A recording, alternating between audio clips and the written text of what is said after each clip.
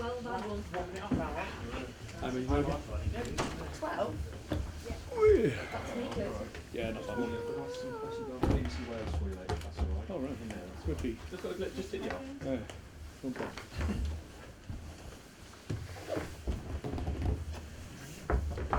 Mark, two sides looking for their first league wins of the season. How important psychologically is it to get that, especially before the international break?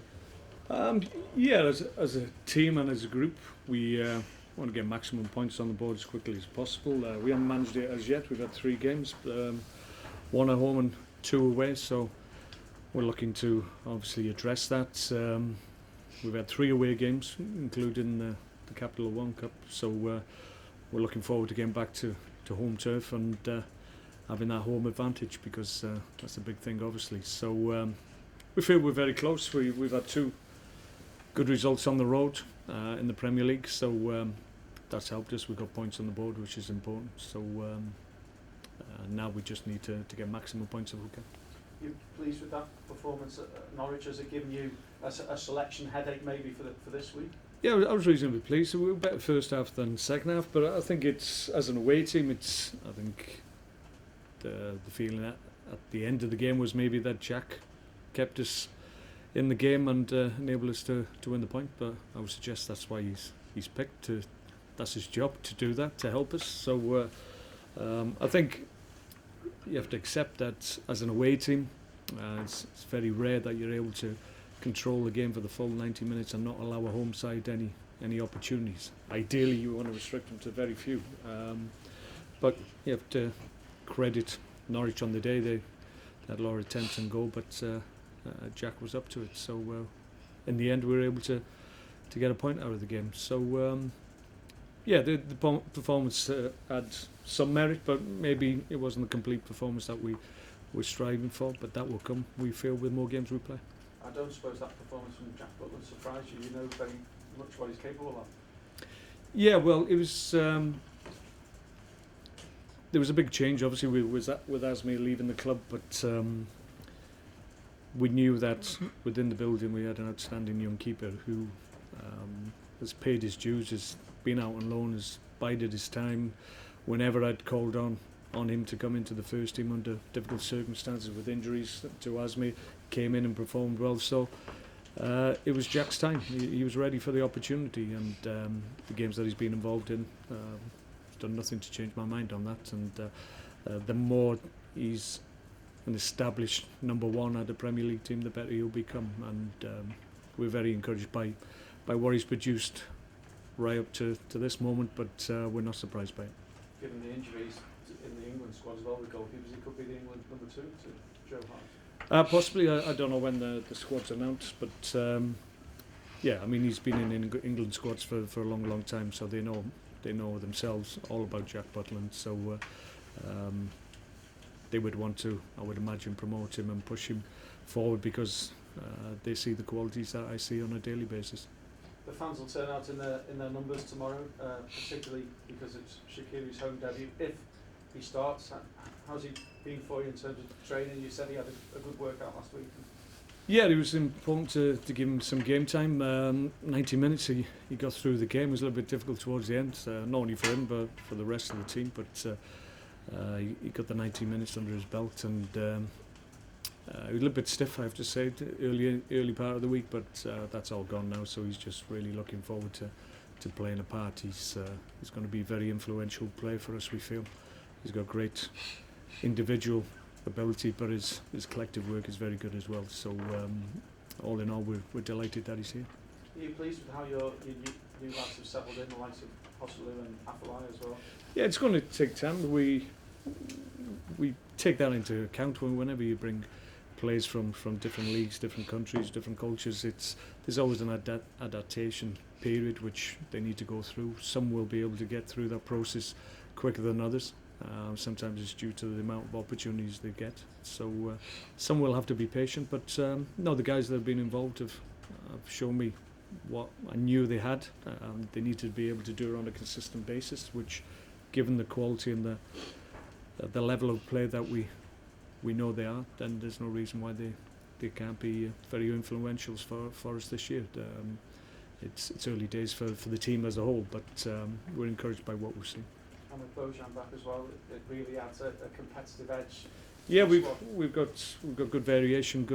I've got good options. Obviously, in any game, I can maybe change things around if I feel that is the correct thing to do, given the opposition we're up against. So, yeah, the options that we have now, in comparison maybe to before, when I first came through the door, in an attacking sense, we've got a lot of different types of players that can do different things if circumstances dictate I need a certain impact on a game. Any further developments on the situation with John Walters and the contract offer for him? No, I'm not an update today. John knows our feeling. Knows my feelings. I'd like him to stay. He has his view in terms of where the contract negotiation is at the moment. So we haven't closed the door on that. We still think we'll be able to get somewhere with it, but that's not been concluded yet. Are you disappointed that he's aired his feelings on the matter? Oh, no, I think they're honest comments, if that's his feelings, but maybe it's born out of a little bit of frustration, but he knows my feelings on it, and I've told him those thoughts in terms of what he offers us, and the value that we feel that he gives to the squad. But John's looking for security a little bit longer maybe than at the moment the club feels they can give him. But hopefully there's still some common ground that we can discuss and move it forward. So deadline day on Tuesday, can we expect an exciting and frenetic day at Stoke? Is your business done and dusted, or what to do? I think it'd be a quiet day, to be perfectly honest. You probably don't need to come to the training ground, I would suggest. Are you? All right, okay. Yeah, in previous years there's been quite a bit of last minute deals done, but we've done a lot of our work already, so we don't anticipate there'll be too many comings and goings. That's the best way to do it, isn't it? Well, I've always felt it's more important to get them in the door early, then you can work with them and hit the ground running, so to speak, when the season starts. So I've always tried to do that. It's not always possible, and sometimes you have to wait for the right deals to be done. Other clubs have a different approach to it, and they keep their cards close to their chest and don't allow you to see them until the last throws of the window. So sometimes you have to be patient on some deals. Your viewpoint won't change if you get battered on Saturday then? Say it again? Your viewpoint won't change if you get battered on No, Saturday? I'm happy enough with the group. We're okay. I've said for a long time, if something comes along that maybe we hadn't anticipated and it makes sense to us and it's at the right level financially, then we'll have a look. But at the moment we're okay. Good luck for the weekend. Thanks, mate. Hi Mark. I think I'm right in saying it's Tony Pulis' first game back at the Britannia since he left here as boss. What kind of impact do you think that could have on the match? Well, I don't know really.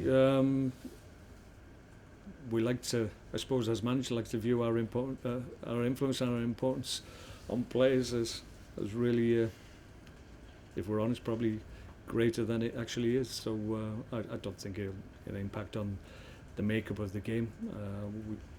Both myself and Tony will prepare the team in the best possible way we think to enable us both to win the game. So I think our influence is on the training ground, not before the game really. Is it difficult going back to previous clubs that you've managed or indeed played at?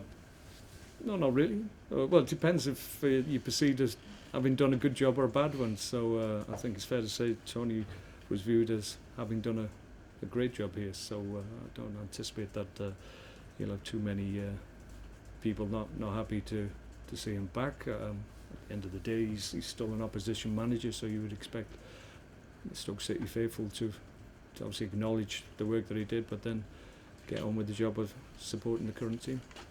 In regards to the transfer window, what are your views on it still being open during the season and closing after you've had 3 Premier League? It can be disruptive. Yeah, I suppose the view is if you've done all your business when the season starts, then you're quite happy when it shuts and there's no other disruption or no comings and goings, and you can plan your season right from the off. But while it continues to be open, then there's always the danger that you may lose players, or you might see an opportunity that you might feel you want to progress yourself. So it's a difficult one, really. I mean, if you get an outstanding player on the last day of the window, then you're delighted that it stayed open. So it's circumstances, really. There's pros and cons against it.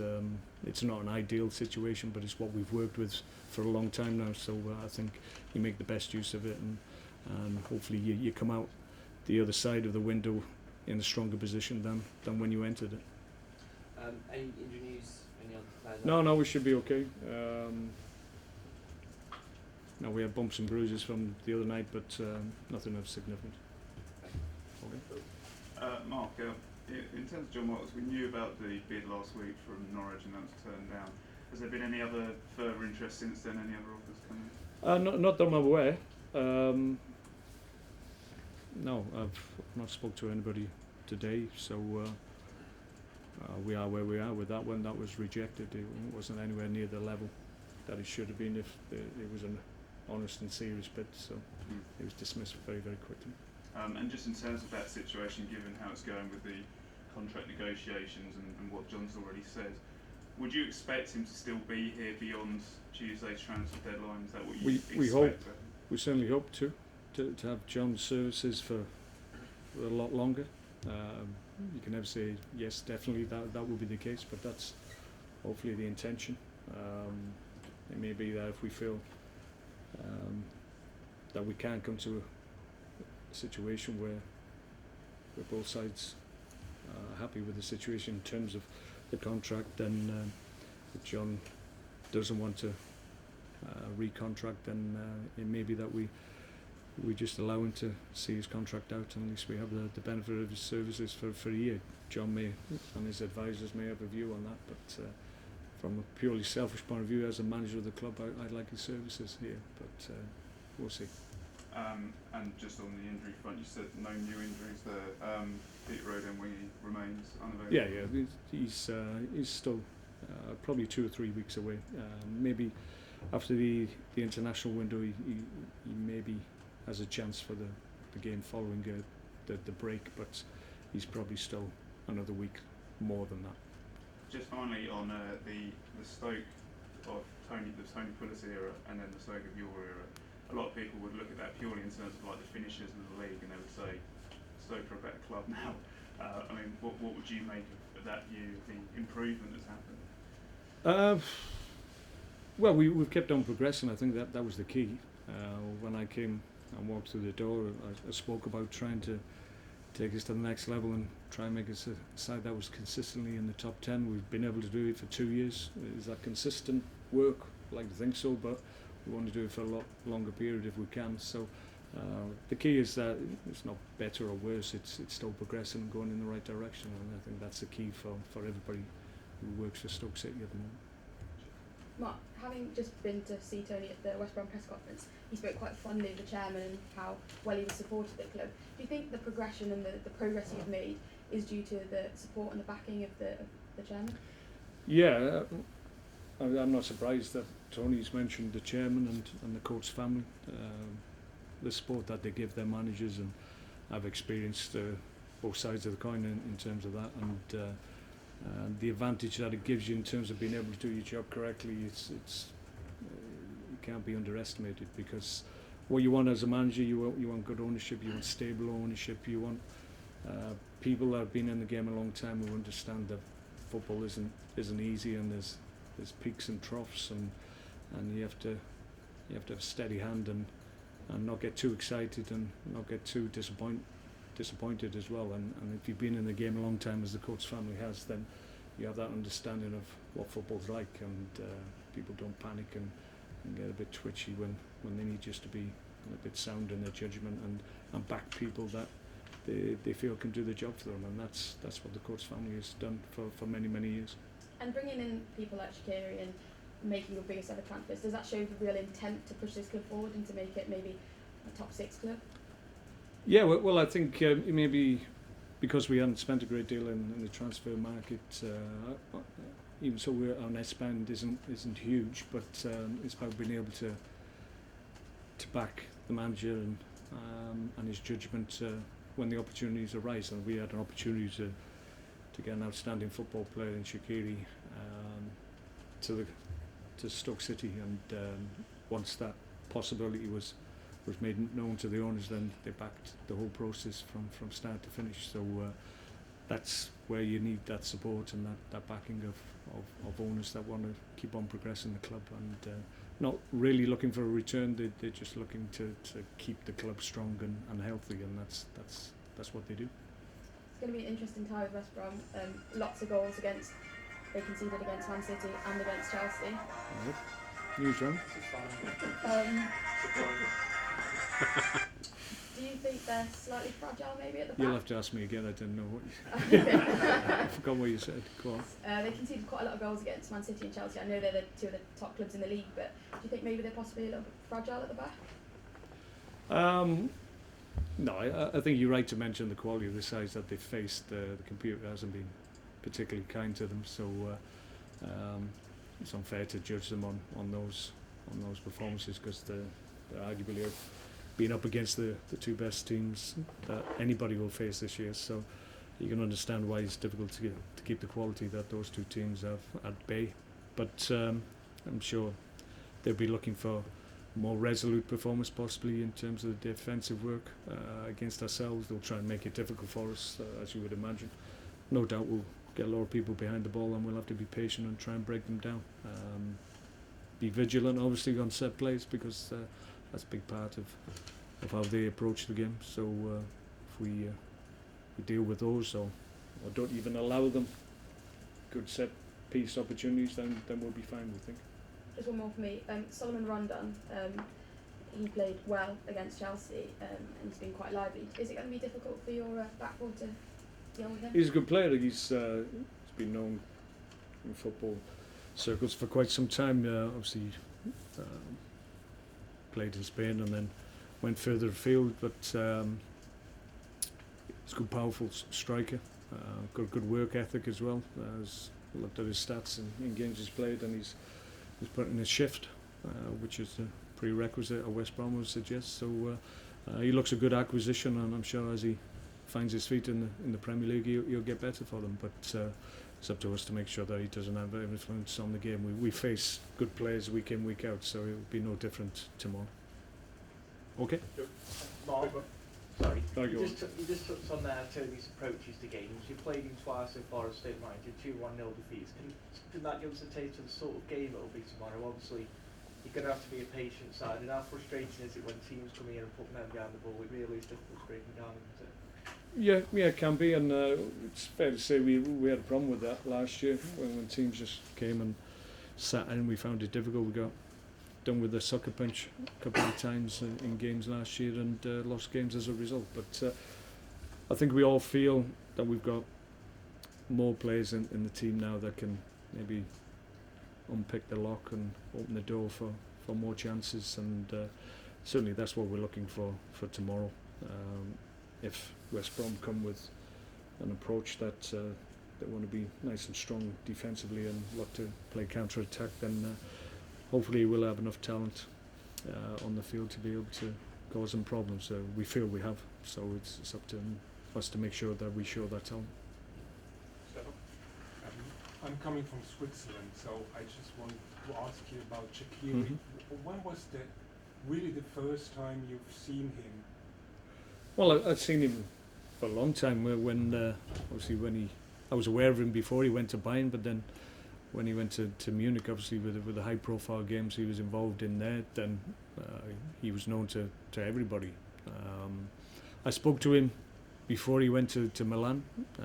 Tried to convince him that was the time to come to Stoke. I couldn't convince him then because he had an opportunity to go to one of the big names in European football, so I could understand his thinking behind that. But we kept in touch, and I think that helped when we went back in, and we were given encouragement that there might be a possibility we could bring him here. So I think that's when you have to never close a door on a deal, because you never know when it when it resurrects itself and you have another opportunity. It might not be in the next window, it might be 2-3 years down the line, but if you had initial contact with the player, then sometimes it can help in the future. Very simply ask, how do you talk with him? English or? Of course, yeah. Yeah, he speaks good English. His English is fine.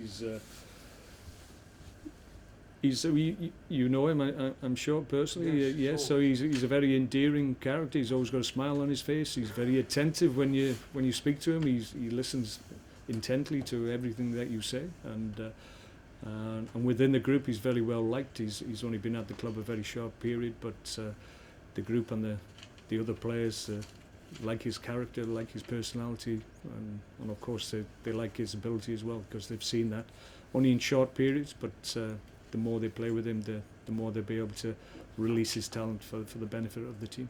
But are there points you have to help him to adapt? I mean, it's a large difference to train in Milan with Inter and now to be here in Stoke.